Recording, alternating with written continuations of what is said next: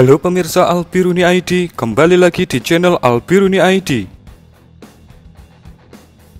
Percepatan realisasi pengadaan alutsista strategis sesungguhnya adalah yang terpenting daripada menampilkan segerobak rencana belanja, termasuk membangun perspektif horizon menguasai teknologi alutsista di masa depan. Ada kesan dengan daftar shopping yang segudang, itu banyak maunya. Prioritas untuk mendatangkan minimal 6 jet tempur F-15EX tahun ini, apakah bisa direalisir? Itu pertanyaan besarnya. Belum lagi, persoalan sudah ditandatanganinya kontrak awal pengadaan 11 jet tempur Sukhoi Su-35 yang tidak bisa begitu saja diabaikan, apalagi dibatalkan. Soal lanjutan kerjasama pengembangan jet tempur KFX-IFX dan kerjasama ahli teknologi pembuatan kapal selam Changbogo, dua-duanya dengan Korea Selatan, menjadi sebuah catatan tinta tebal non-istiqomah alias inkonsistensi dalam menjalankan dan meneruskan proyek teknologi tinggi alutsista strategis. Padahal, perjalanan kerjasama itu sudah berada di 2/3-nya. Sepertiga lagi akan menghasilkan karya monumental.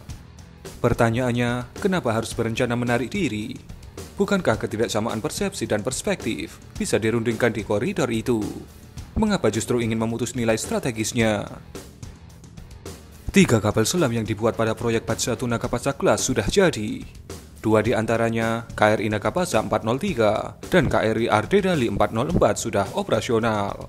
Sementara KRI Alukoro 405 menunggu seremoni peresmian. Artinya, untuk 2 kapal selam terdahulu tidak ada kendala teknis dong, karena sudah ada berita acara penerimaannya. Lalu, mengapa belakangan di kemudian hari bersuara tidak puas dan tidak sesuai? Dan mengapa harus diterima kalau tidak puas dan tidak sesuai? Pertanyaan-pertanyaan seperti itulah yang tersaji di ruang diskusi forum militer. Sehingga ujung-ujungnya ada kalimat klise yang berbunyi, ganti menteri, ganti selera. Bukankah kontrak awal Batch 2 Nagapasa Class sudah ditandatangani? Dan bahkan Presiden Jokowi sudah berkunjung ke Korea Selatan sebelumnya. Demikian juga sebaliknya, Presiden Korea Selatan berkunjung ke Indonesia.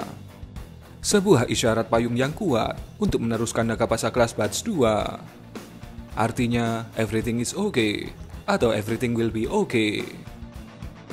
Demikian juga dengan proyek jet tempur generasi 4,5 KFX-IFX. Dengan alasan sangat teknis, kita lalu tidak melanjutkan iuran yang sudah disepakati, alias mogok bayar SPP.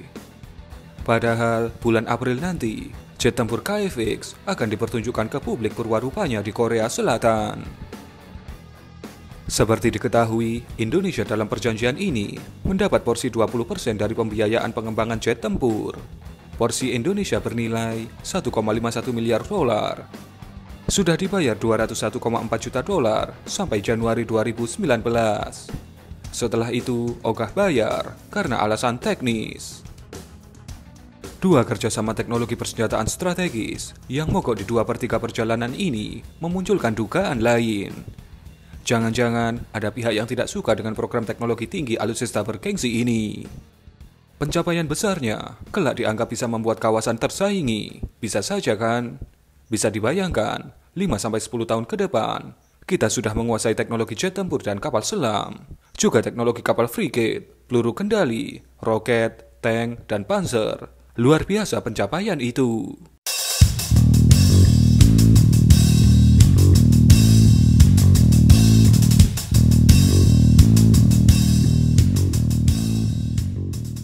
Kita sudah mampu membuat panzer, tank, roket, kapal perang jenis KPC, KCR, LST, dan LPD.